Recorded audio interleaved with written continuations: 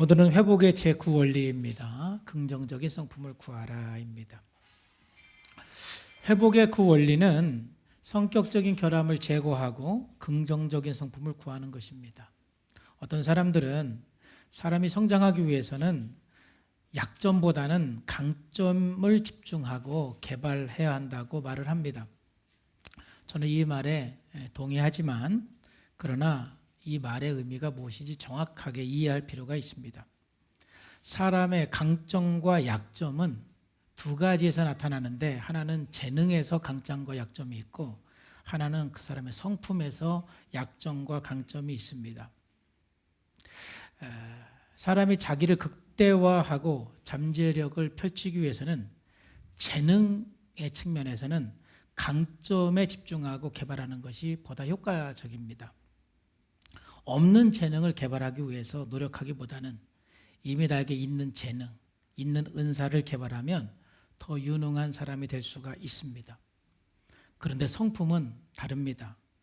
성격적인 약점은 오히려 본인의 강점이 드러나지 못하게 하기도 할 뿐만이 아니라 인간관계에서 수많은 문제를 발생시키기 때문에 우리는 성격은 약점을 끊임없이 발견을 해서 긍정적인 성품을 갖도록 우리가 기도해야 하는 것입니다. 이것이 회복의 원리인 것입니다.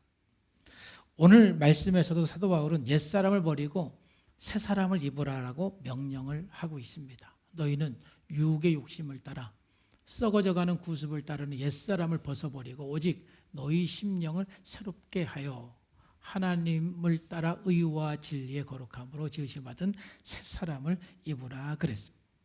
사실 성경에서 회복이라는 단어가 그렇게 나오지는 않습니다. 오히려 회복이라는 말보다는 온전하게 한다, 새롭게 한다라는 말로 성경에서는 말하고 있습니다. 그래서 본 구절도 거듭난 그리스도인들에게 죄의 본성을 버리고 새로운 삶으로 변화라는 명령인 것입니다. 여기서 옛사람은 아담 안에 속한 옛 인간성으로 죄의 지배를 받는 모든 것을 말합니다. 즉 우리가 쓴뿌리로 반응하는 모든 것을 옛사람이라고 할 수가 있습니다.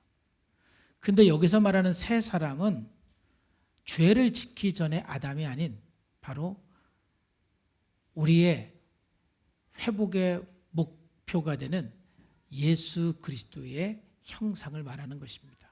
우리가 새 사람을 입는 것은 예수님을 입는 것입니다.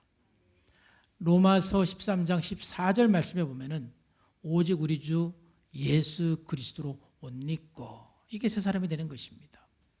정욕을 위하여 육신의 일을 도모하지 말라 그랬습니다. 그렇기 때문에 우리가 옛사람을 버리고 새 사람을 입는 것은 바로 예수님의 성품을 담는 것이고 바로 그리스도로 옷 입어서 긍정적인 성품을 갖는 것입니다. 그래서 우리가 날마다 성격적인 결함을 제거하고 예수님의 성품을 닮아가는 것, 긍정적인 성품을 가져가는 것은 매우 중요한 회복의 원리입니다. 자, 제9원리 다 같이 한번 읽어보겠습니다. 시작. 나는 겸손한 마음으로 나의 성격의 결함을 없애주시고 내 속에 긍정적인 성품을 주시기를 기도한다. 자, 이 제9원리에서는 중요한 두 가지의 의미가 있다고 봅니다. 첫 번째는 우리가 쓴뿌리를 제거하는 것이 그리스도인에게 있어서 궁극적인 목표가 아니라는 것입니다. 그건 과정이고 우리들의 궁극적인 목표는 새 사람을 입는 것, 긍정적인 성품을 갖는 것이 그리스도인의 궁극적인 목표라고 할 수가 있습니다. 마태복음 13장 22절에 보면은 가시떨기에 뿌리웠다라는 것은 말씀을 들으나 세상의 염려와 재리의 유혹의 말씀에 막혀 결실하지 못한다 이렇게 말을 했습니다. 제가 한 20년 이상 목회를 하면서 정말 열심히 사역을 하고 설교하고 성경 공부를 하면서 고민했던 것이 뭐였냐면은 왜 사람들이 안 변할까? 왜 사람들이 그 마음속에 하나님의 말씀이 심겨지지 않을까? 이 부분에 대해서 참 제가 많이 고민을 했습니다. 그러다가 제가 이제 이 회복 프로그램을 만나게 되면서 마태복음 13장을 봤는데 이때 이 말씀을 통해서 그 이유를 깨달았습니다.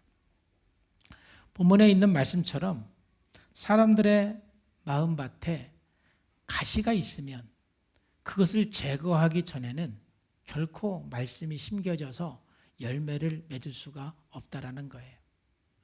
우리 안에 쓴뿌리가 있고 가시가 있는데 계속 그걸 제거하지 않고 성경 공부하고 설교하고 가르쳐도 결국은 말씀이 심겨져서 열매를 못 맞게 되는 것입니다.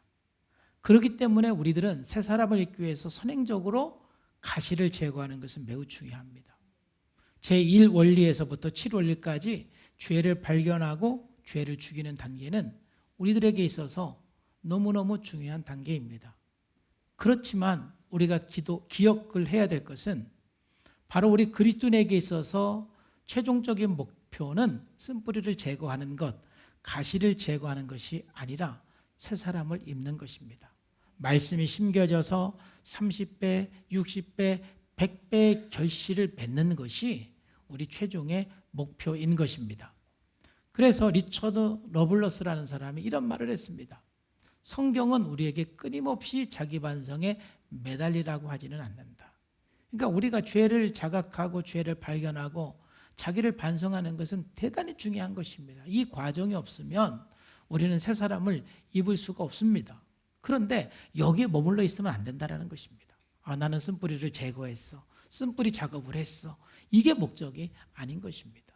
오히려 성경이 강조하는 것은 우리가 그리스도 안에 있고 하나님과 교제하는 특권에 집중하도록 돕는 것이다. 이렇게 말했죠. 결국 우리의 목표는 쓴뿌리를 제거해서 하나님의 성품, 하나님의 형상을 담는 것이 목표라는 것이죠. 베드로후서 1장 4절 말씀에서도 이로써 그 보배롭고 지극히 큰 약속을 우리에게 주사 이 약속으로 말미암아 너희가 정욕 때문에 세상에서 썩어질 것을 피하여 신성한 성품에 참여하는 자가 되게 하려 하셨다 그랬어요. 이러한 측면에서 우리가 하나님의 형상을 입는 것, 또 긍정적인 성품으로 우리가 입어가는 것은 중요한 회복의 원리라고 할 수가 있고 회복의 목적이라고 할 수가 있어요. 자, 두 번째로 회복의 그 원리가 중요한 또 다른 이유는 뭐냐면은 의미는 뭐냐면은 긍정적인 성품을 구하는 것은 회복의 목표를 구체화하는 것입니다. 우리가 회복되고 변화되기 위해서는 목표가 분명하고 목표가 구체적이어야 합니다. 많은 사람들이 그냥 주님, 제가 주님 닮기를 원합니다. 예수님 닮기를 원합니다. 라고 기도를 했을 때 여러분 예수님 안 닮습니다. 왜냐하면 너무 막연합니다. 주님 닮는다라는 것이 너무 막연합니다. 그런 기도는 구체적인데 예수님의 어떤 모습을 담기를 원하는지, 예수님의 어떠한 성품을 담기를 원하는지, 정말 내 성품 중에서 예수님을 닮아야 되는 성품이 사실 수도 없이 많지만 핵심적으로 가장 급하게 내가 닮아야 될 부분이 뭔지, 구체적으로 내가 예수님의 성품을 닮아야 될 긍정적인 성품이 뭔지 좀 구체적으로 기도를 해야 구체적으로 변화가 되는 것이지, 너무 막연하게 주님 닮기를 원합니다, 주님 마음 갖기를 원합니다 할 때 우리는 오히려 우리의 변화가 효과적이지 않는 것입니다. 그렇기 때문에 우리가 구체적으로 긍정적인 성품의 목록을 작성을 해서 날마다 그 긍정적인 성품을 덧입기 위해서 기도하는 것은 매우 중요합니다. 그래서 저는 오늘 구체적으로 여러분들이 그럼 어떻게 이 긍정적인 성품의 목록을 작성을 할 수 있을까, 이 부분을 여러분과 함께 나누고자 합니다. 왜냐하면 제가 이제 이렇게 사역을 하면서 종종 듣는 질문 또는 문자를 통해서 만나서나 듣는 질문 중에 하나는, 목사님, 제가 이런 쓴뿌리가 있는데 제가 어떠한 긍정적인 성품을 위해서 기도를 해야 되나요? 하고 종종 질문하는 경우가 있어요.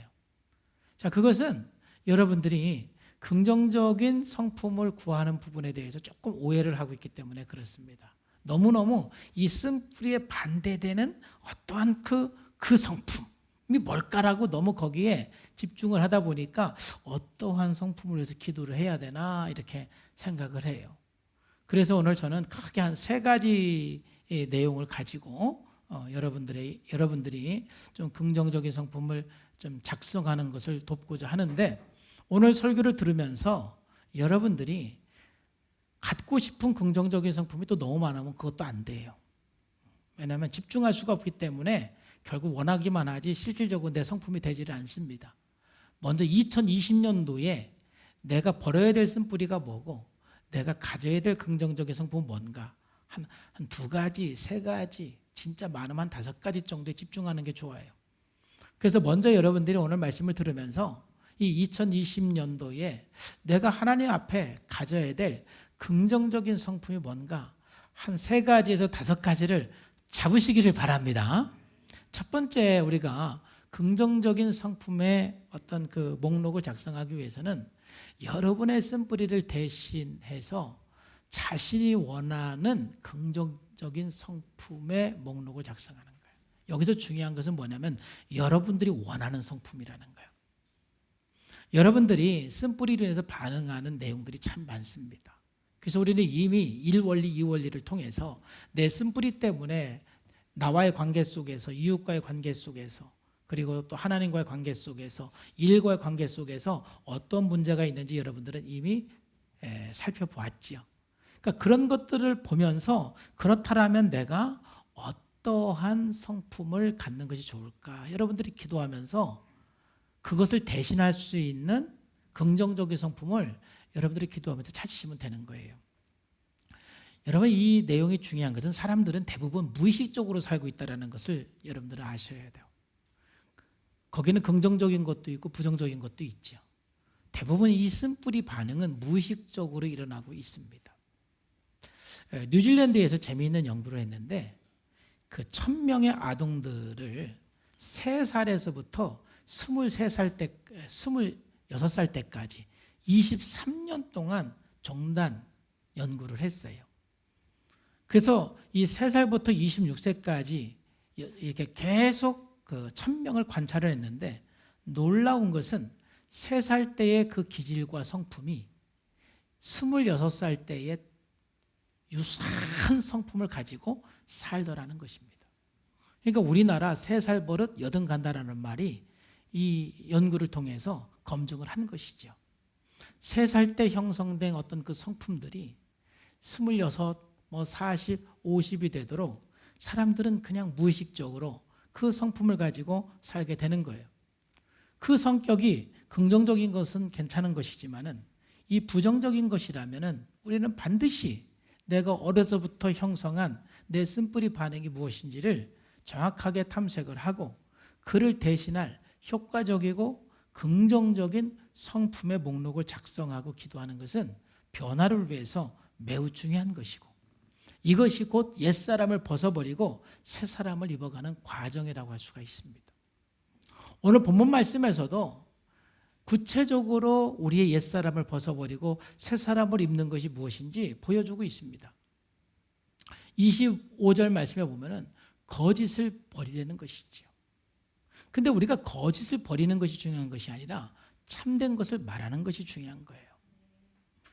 여러분, 우리는 우리의 그 삶에서 적당히 거짓 가운데 살고 있습니다. 감출 거 감추고 또 피할 거 피하고 그러면서 과장도 하고 축소도 하고 하면서 우리들은 계속해서 방어 기제를 쓰고 거짓의 사람으로 살아가는 경우가 참 많습니다.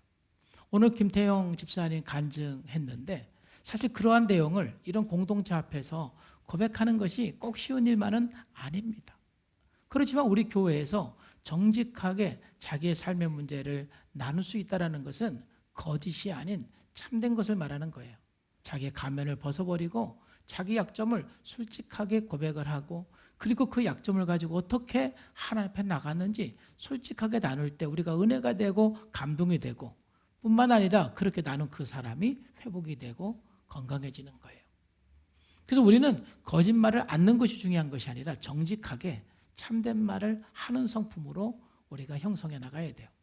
자, 26절에 보면은 재미있는데 우리가 분을 많이 내는 것도 우리가 삼가해야 되는 거예요. 분이 너무 많으면, 분노가 너무 많으면 이걸 버려야 돼요. 그런데 긍정적인 성품이 뭐예요?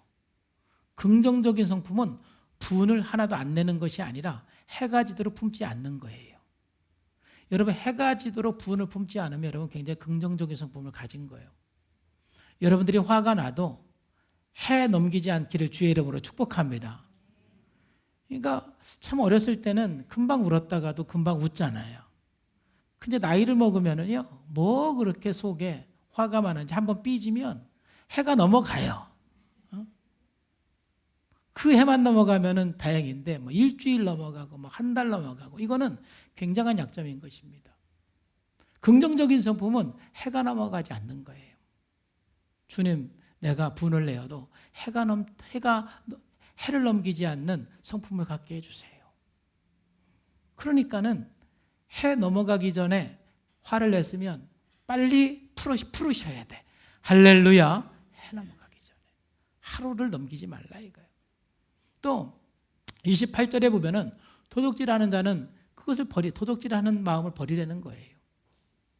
그러면 그걸 버리는 게 중요한 것이 아니라 뭐예요? 자기 손으로 수고해서 선한 일을 하라는 것이죠. 이게 우리의 목표인 거예요. 선한 일을 하는 것. 선한 일을 할 수 있게 해달라고 기도하는 게 중요한 것이죠. 또 29절에 보니까 더러운 말. 우리 그리스도인들이 진짜 더러운 말을 하지 말아요. 똑같은 이야기들에도 왜 그렇게 부정적이고 참 남에게 상처가 되고 참 남의 마음을 막 휘집는 그런 말을 하는지 모르겠어요. 혹시 그러한 이 약점이 있는 분들은 그 더러운 말을 버리셔야 돼요. 그래서 계속 의식하셔야 돼요. 선한 말을. 은혜가 되는 말, 덕이 되는 말. 똑같은 말이라도 기분 나쁘게 하는 사람이 있고 기분 안 나쁘게 하는 사람이 있잖아요. 우리의 목표는 그런 더러운 말을 버리는 것이 아니라 최종적으로 선한 말을 할 수 있는 그런 성품을 가지셔야 돼요. 30절에는 이제 굉장히 쫙 많은 내용이 나오죠. 악도, 노함, 분냄, 떠드는 것, 비방하는 것, 모든 악의를 버려라.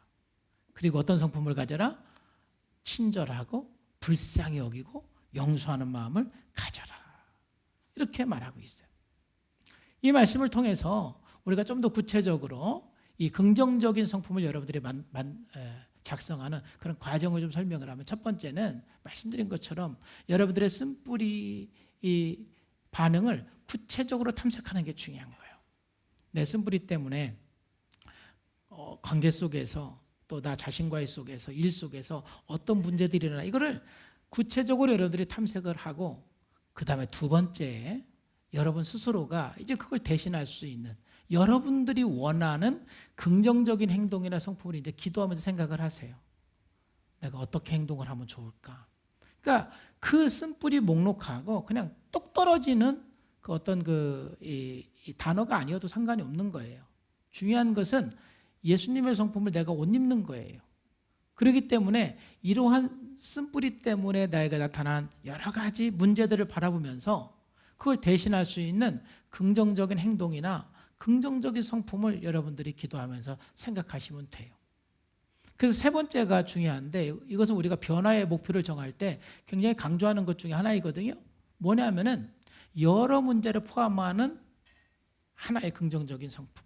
그러니까 여러분들의 한 가지의 긍정적인 성품이 3개, 4개, 10개의 쓴뿌리를 포함하는 긍정적인 성품이 될 수가 있는 거예요. 꼭 쓴뿌리 하나에 긍정적인 성품이 하나가 아니에요. 쓴뿌리 3개에 긍정적인 성품은 하나가 될 수가 있어요.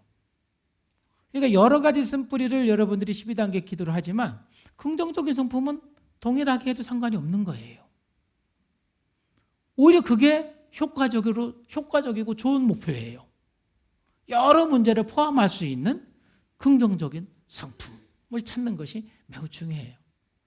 그래서 여러분들의 긍정적인 성품을 찾으셔야 돼요. 그리고 네 번째는 이제 그 다음의 문제인데, 좀 더 보다 더 구체적이고 실천 가능하고 현실적인 목표를 정하면 굉장히 좋습니다. 이러한 과정을 통해서 여러분들의 성격적인 약점 때문에 나타나는 문제를 대신할 수 있는 보다 더 효과적이고 긍정적인 예수님의 성품을 닮아가는 그 성품의 목록을 2가지든 3가지든 여러분들이 목록을 작성하는 게 굉장히 중요하죠. 그래서 아무리 쓴뿌리가 많아도 긍정적인 성품을 좀 압축하는 게 굉장히 좋아요. 그래서 여러분들이 그 긍정적인 성품을 가질 때 예수님의 성품을 닮아가는 것입니다. 자, 두 번째는 우리가 긍정적인 성품의 목록을 작성할 수 있는 또 중요한 그 원리는 여러분 이론에 기초한 긍정적인 성품의 목록을 작성할 수가 있는 것입니다. 여러분 이론에 기초한다는 것은 무엇이냐면 여러 어떤 학자들이 건강한 사람은 이런 사람이다, 성숙한 사람은 이런 사람이다라는 이론들이 있어요. 우리는 성장이 목표이기 때문에 그 건강한 사람의 특징을 통해서 여러분들의 약점, 여러분들의 실뿌리들을 거꾸로 발견할 수가 있는 거예요. 그래서 우리는 그것을 여러분들의 긍정적인 성품으로 작성할 수가 있는 것이죠. 제가 이것을 여러분들에게 좀 설교하기 위해서 다시 한번 여러 책들을 읽으면서 그냥 오늘 그 메슬로우가 말한 자아실현한 사람의 특징, 건강한 사람의 특징, 또 앨리스가 말한 건강한 사람의 특징을 몇 가지 말씀을 드릴게요. 그러면 그 건강한 사람의 특징을 보면서 거꾸로 여러분들의 실뿌리를 발견하면 돼요. 자, 예를 들면은 건강한 사람의 특징은 굉장히 현실 중심, 현실적이에요.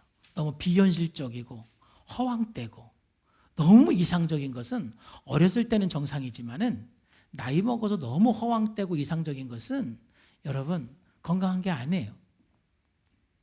혹시 여러분들이 너무 이상적이면 그게 여러분들의 실뿌리가 돼요. 아, 내가 이런 약점이 있구나. 또 두 번째, 문제 해결 능력이 탁월해요, 건강한 사람은. 여러분 한번 생각해 보세요. 나는 문제가 발생했을 때 그걸 굉장히 좀 효과적으로 잘 해결하나? 좀 이따 찍어요. 계속 나와요. 계속 나와요. 그래서 여러분들이 문제 해결 능력이 부족한 사람은 어떤 사람이냐면 불안이 많은 사람. 막 불안하면은요, 이 문제 발생하면은 막 우왕좌왕하면서 문제가 더 커져. 또 성질 급한 사람. 성질 급한 사람들도요, 문제 발생하면은요, 어떤 문제를 차분하게 이성적으로 합리적으로 이렇게 해결해 나가야 되는데 막 급해가지고 막 그냥 저질러요, 그냥. 아무데나 전화하고. 그러면서 문제가 더 커지는 경우도 있고요. 또 굉장히 중요한 건데 남의 말을 안 듣는 사람, 못 듣는 사람, 또는 비자게 표현하는 사람, 뭐 등등등. 오히려 여러분들 스스로가 나는 문제 해결 능력이 좋은가 보면서 나는 참 문제 해결 능력이 좋다. 그러면 굉장히 강점이에요. 성공하는 사람이에요. 근데 나는 이게 좀 부족하다. 그러면 이걸 통해서 오히려 여러분들의 쓴뿌리나 실뿌리를 발견할 수가 있어요. 또 세 번째로 수단과 목적을 구분을 잘해요. 굉장히 본질, 어떤 목적. 그래서 아무 수단을 통해서 하지를 않아요. 결과도 중요하지만 건강한 사람일수록 결과만큼 뭐를 중요하게 생각한다는 거예요. 과정을 중요하게 생각한다는 거예요. 근데 오직 결과만을 위해서 과정을 중요하게 생각하지 않는 사람은 건강하지 않다는 거죠. 혹시 여러분들 속에 그런 게 있으면 한번 이제 이런 부분들을 점검하는 거죠. 특히 욕심이 많은 사람, 탐심이 많은 사람, 이런 사람은 그럴 수가 있어요. 또 네 번째는 여러분 건강한 사람은 사생활을 즐긴다 그랬는데 그래서 이 메슬로우는요, 건강한 사람은 피크가 많다라는 거죠. 절정 경험. 지금까지 살면서 막 생각만 해도 기분 좋았던 거. 그 하나님께서는요, 우리가 기쁨을 누릴 수 있는 것을 하나님의 모든 피조물 속에 다 넣어놨어요. 그 모든 피조물을 통해서 우리는 기쁨을 누릴 수가 있어요. 여러분들이 어떤 취미 생활을 하든 그 안에는 하나님께서 그 안에 여러분들이 기쁨을 누릴 수 있는 많은 것들을 거기 숨겨놓으셨어요.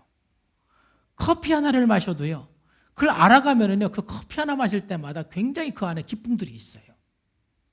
어떤 취미든 마찬가지예요. 근데 건강한 사람일수록 그러한 사생활 속에서 아주 사소한 것 속에서 굉장히 많은 기쁨을 누려요. 그런데 뭐 일중독이라든지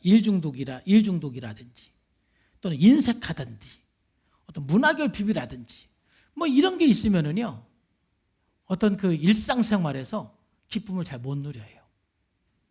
굉장한 약점이거든요. 또 환경과 문화에 영향을 많이 받지 않아요, 건강한 사람일수록. 근데 정체성이 없거나 귀가 얇은 사람은 참 영향을 많이 받아요. 또 사회적인 압력에 굴하지 않는 게 건강한 사람의 특징이에요. 이제 찍으세요. 또 제가 이거를 자세하게 일부 예배 때 설명을 하다 보니까 시간이 너무 많이 가가지고 이제 설명을 짧게 하겠습니다. 민주적 가치, 그러니까 너무 독단적이고 독선적인 사람은요, 여러 사람의 말을 듣지를 못해요. 그러면 민주적인 가치보다는 굉장히 독단적이죠. 이런 민주적인 가치를 가진 사람이 굉장히 좀 건강하고 좀 인간적인 관계를 좀 친밀하게 깊이 있게 하는 사람이 건강한 거죠. 이런 건강한 사람의 특징을 보면서 거꾸로 여러분들의 실뿌리를 발견하면서 좀 나는 이게 좀 부족하다. 좀 이 성품을 좀 내가 특별히 하나님 앞에 좀 기도하면서 구해야 되겠다. 여러분들이 기도할 필요가 있는 것이죠. 또 10번째로는 굉장히 그 유머 감각. 유머 감각도 굉장히 중요해요. 여러분 너무 경직되게 살지 말고 좀 그 유머 감각이 좀 있어야 돼요. 좀 유연성이 있어야 돼요. 그렇잖아요? 또 자신과 남을 있는 그대로 받아들이는 그러한 성품. 또 자연스러움과 간절함이 이렇게 있는 삶. 또 감성이 좀 풍부하고 창의적이고 최대한 많은 것을 알고 경험하려고 하는 모험심이 있어요. 모험심. 건강한 사람일수록. 바로 이 15가지가 메슬로가 말한 자아실현한 사람의 특징들이에요. 그러니까 이런 것들을 쭉 보면서 참 내가 부족한 게 뭔가 살펴보는 거죠. 그러면 이 15가지를 보면서 여러분들이 읽었다고 그래서 이게 여러분의 성품이 돼요, 안 돼요? 안 돼요. 여러분 이거 10번 읽으면 여러분 성품 돼요, 안 돼요? 안 돼요. 만약 제가 다음 주에 시험 봐요. 메슬로가 말한 건강한 사람의 특징 5개를 말하시오. 그래서 여러분들 다 애웠어요. 그러면 그게 여러분들의 성품이 돼요, 안 돼요? 그게 지식의 저주인 거예요. 알면 내 건 줄 알아요. 그렇기 때문에 많은 사람들이 좋은 내용을 많이 읽지만 그게 내 삶은 안 되는 거예요. 근데 감사하게도 건강한 사람이 어떤 특징을 가졌는지 연구한 사람들이 굉장히 많아요. 근데 다 비슷해요. 다 겹쳐요. 그러니까 한두 사람만 보면 돼요. 그 속에서 정말 내가 이런 부분이 어느 정도 있나 한번 생각을 하면서 좀 부족한 것은 그 안에 분명히 여러분들의 어떤 쓴뿌리나 실뿌리가 분명히 있어요. 그래서 여러분들의 건강한 성품을 긍정적인 성품을 목록을 작성하면 됩니다. 자, 두 번째, 앨리스가 건강한 사람을 이렇게 말을 했어요. 건강한 사람은 적절하게 자기를 사랑할 줄 아는 사람이라는 거죠. 자, 다 같이 한번 읽어보겠습니다. 시작. 건강한 사람은 자기 자신에게 관심이 있고 진실하며 타인을 위하여 자기 자신을 자학적으로 희생해요. 그러니까 여러분 너무너무 자기 사랑하는 사람은 그게 쓴뿌리죠. 자기중심적이고 그거는 죄예요. 그런데 여러분들 중에 혹시 자학적으로 다른 사람에게 희생하는 사람은 자기 사랑하는 마음을 달라는 기도를 하셔야 돼요. 너무너무 이미 자기를 사랑하는 사람은 오히려 자기 사랑을 안 하도록 기도를 해야 되겠죠. 그러니까 사람들마다 긍정적인 성품은 다른 거예요. 내 약점에 따라서. 특별히 착한 아이 컴플렉스가 있는 사람들은 자학적으로 다른 사람을 위해서 희생할 수가 있어요. 좀 자기 사랑이 좀 필요한 거예요. 그런 사람. 또 두 번째로는 사회적 관심이 있는 성품. 이런 사람은 고립이 아니라 좀 인간관계에 자꾸 고립하고 관계를 피하는 사람. 이러한 성품이 필요해요. 또 자기 지향은 정서적 개별화예요. 한번 다 같이 읽어봅시다. 시작. 정서적으로 건강한 사람은 다른 사람의 행동이나 지지를 좋아할 수 있으나 그러한 지지를 매번 요구하는 것이 아니에요. 우리가 정서적인 지지를 받는 게 중요하죠. 그냥 청소 한번 해놓고 칭찬할 때까지 나 청소했다고 노래 불러요. 물론 우리가 칭찬을 받고 인정을 받는 게 중요해요. 근데 매번 그걸 요구하는 것은 건강하지 않는 거예요. 칭찬을 해주면 너무 감사한 거고 안 해줘도 많은 거지요. 할렐루야. 그런데 상대방이 너무 칭찬에 인색한 사람한테는 내가 칭찬을 받고 싶어서가 아니라 그 사람을 조금 이렇게 교육하기 위해서 좀 이렇게 요구할 수는 있죠. 여보, 나 좀 칭찬 좀 해봐 봐봐. 요즘에는 우리 집사람이 나를 얼마나 칭찬하는지요. 막 제가 몸둘 바를 모를 정도로 막 칭찬을 해요. 제가 평생 살면서 지난주는요, 막 저보고 여보, 당신이 사도 바울 같아. 막 하면서 막 왜? 처음 듣는 얘기예요, 살면서 처음 듣는 얘기. 왜? 바울서신을 읽어보면은 고린도전서나 로마서 한 편 한번 읽어보면 다 그게 한 편의 논문 같은데 당신의 설교를 들어보면은 설교 한 편이 하나의 논문 같아. 막 그러면서 할렐루야, 내가 막 감동했잖아요.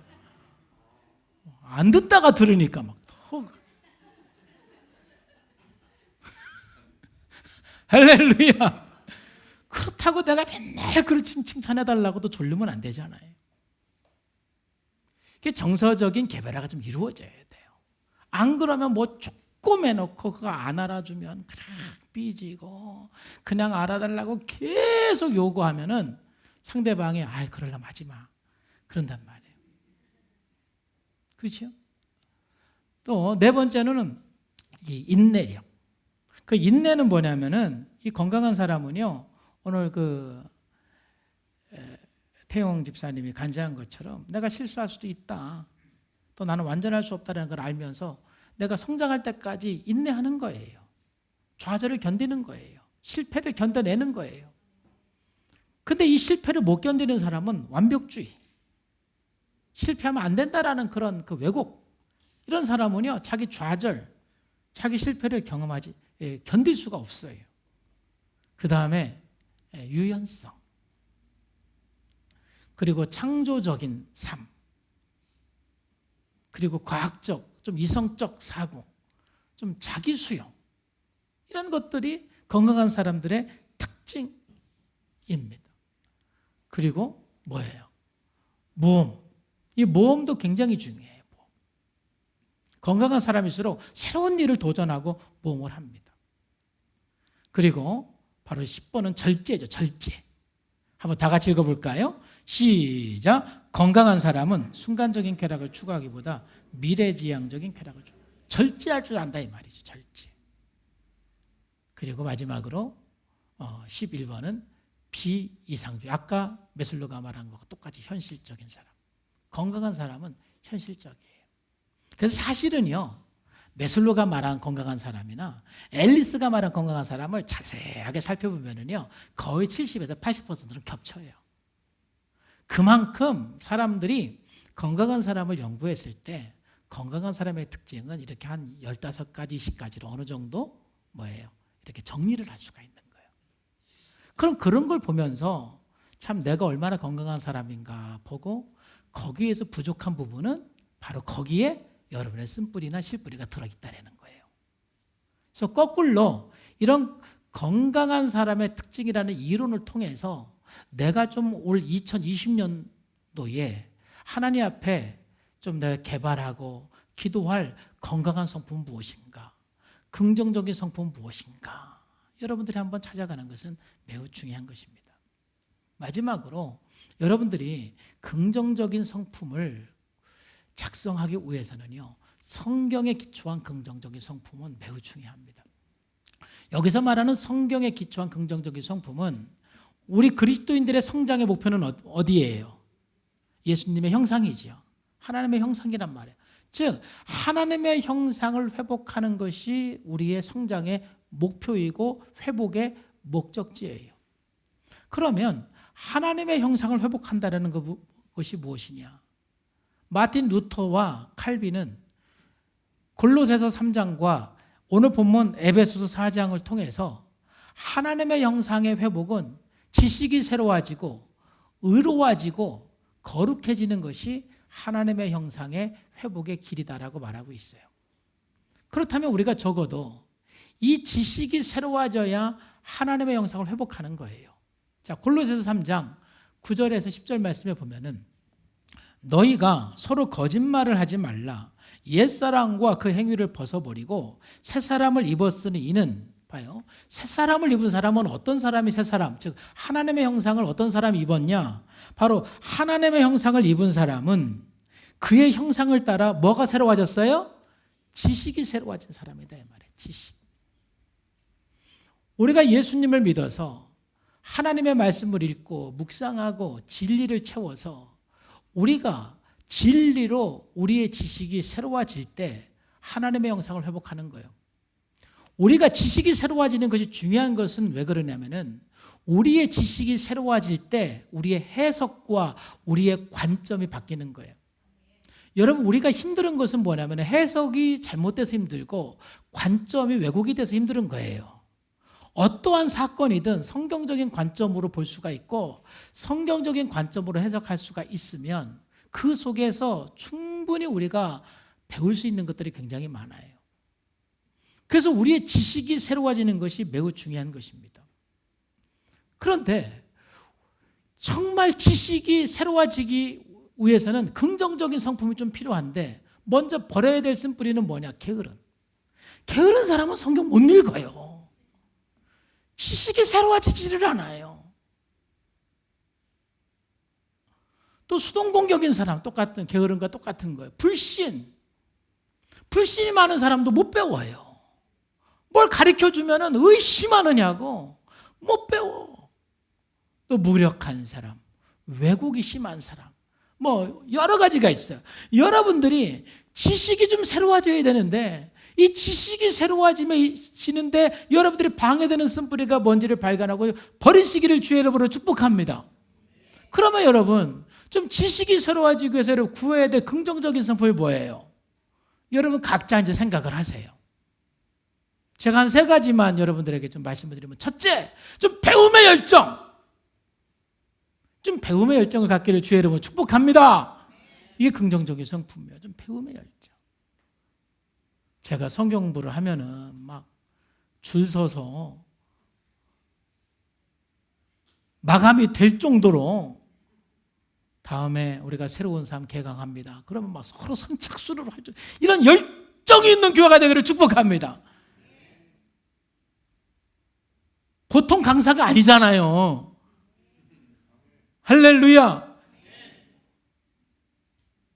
열정이 없으면은요, 제가 아무리 좋은 걸 가르쳐도요, 안 배워요.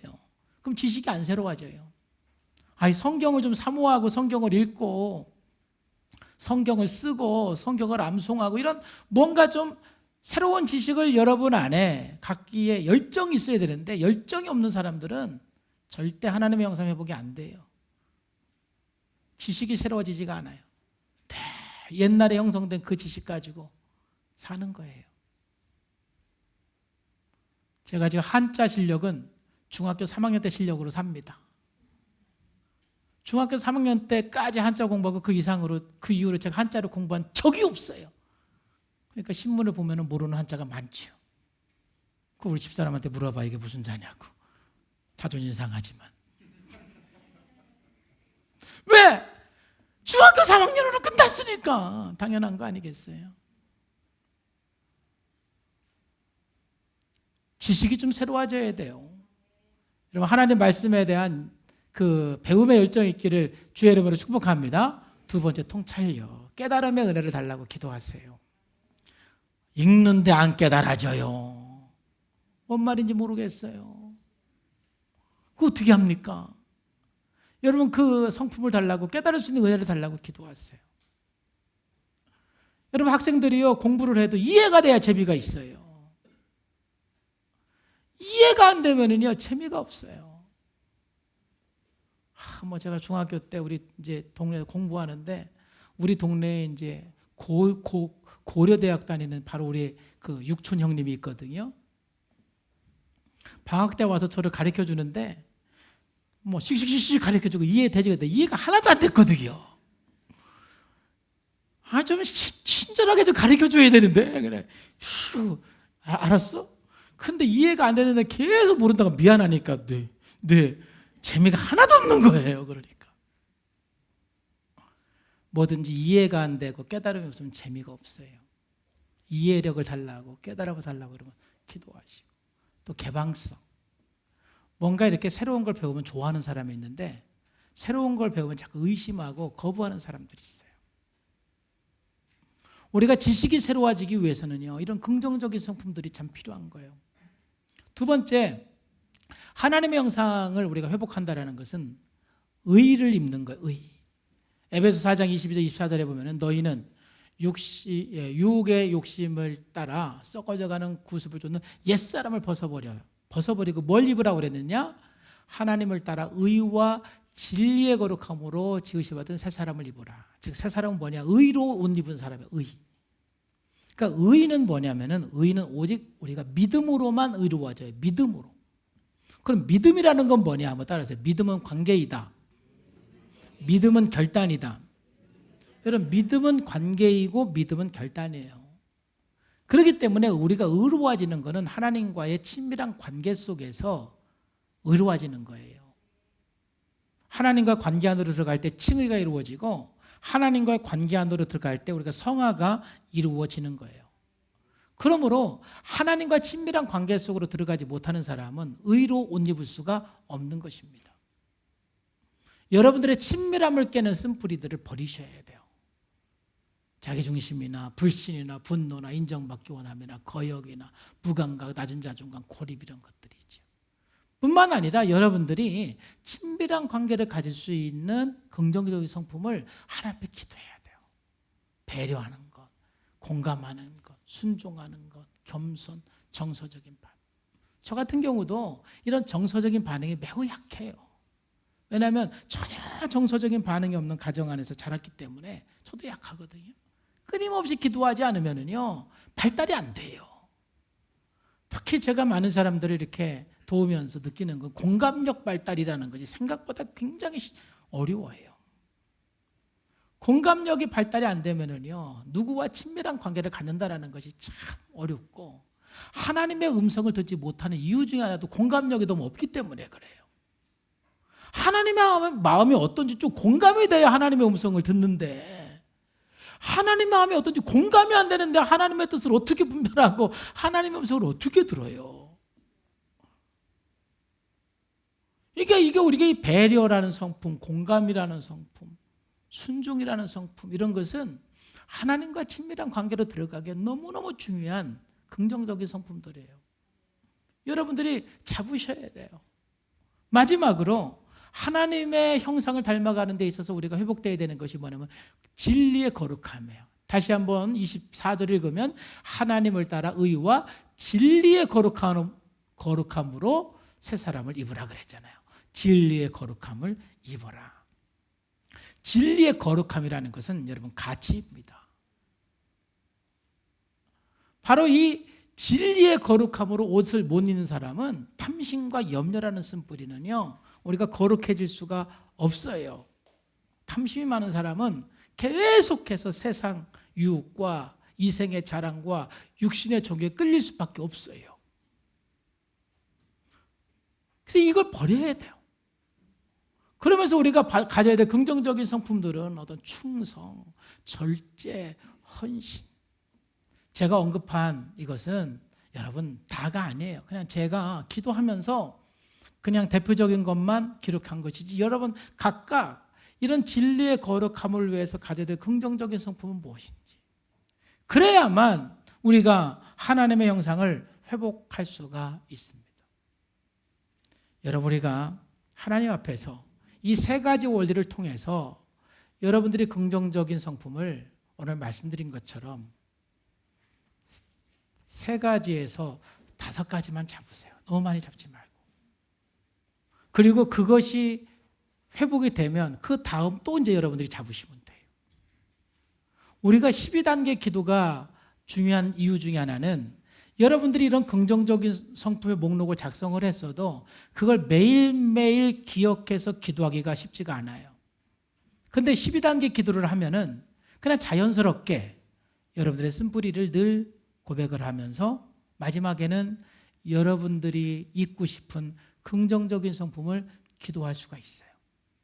근데 여러분들이 긍정적인 성품을 위해서 기도하는 것 하나님께서 얼마나 기뻐하는지 여러분 아세요? 솔로몬이 하나님 앞에 말을 했지요. 솔로몬의 꿈에 나타나 하나님이 이르되 내가 내게 무엇을 줄고 너는 구하라. 그랬을 때 솔로몬이 구하는 것은 바로 이 성품이에요. 지혜, 경청하는 마음, 듣는 마음. 다른 걸 구하지 않았어요. 하나님, 내가 왕이 되었는데 무엇보다도 이 백성들 중에 억울한 사람이 한 명이라도 있으면 안 될 것 같습니다. 그 당시 그 왕은 지금처럼 우리가 사법권, 행정, 입법이 분리된 것이 아니라 그 당시 왕은 재판도 했거든요. 사법권도 있거든요. 그러니까 내가 왕으로서 사람들을 재판을 할 때 한 사람도 억울한 사람이 있으면 안 될 것 같은데 그러기 위해서는 저에게 듣는 마음, 지혜로운 마음을 저에게 주옵소서 하고 긍정적인 성품을 구했잖아요. 그랬더니 하나님께서 얼마나 기뻐하세요. 10절에 솔로몬이 이것을 구하매 그 말씀이 주의 마음에 든지라. 여러분, 구체적으로 우리가 하나님의 형상을 담기 위해서 우리는 쓴뿌리를 버리고 하나님이 기뻐하는 여러분들에게 원하는 긍정적인 성품이 무엇인지 목록을 작성하고 그것을 따라서 기도하는 것은 하나님이 참 기뻐하시는 거예요. 그리고 여러분들이 계속해서 그리스도로 옷 입어 가시기를 주님의 이름으로 축복합니다. 기도하겠습니다. 주님 감사합니다. 오늘도 성령님께서 함께해 주시고 은혜 주심을 감사합니다.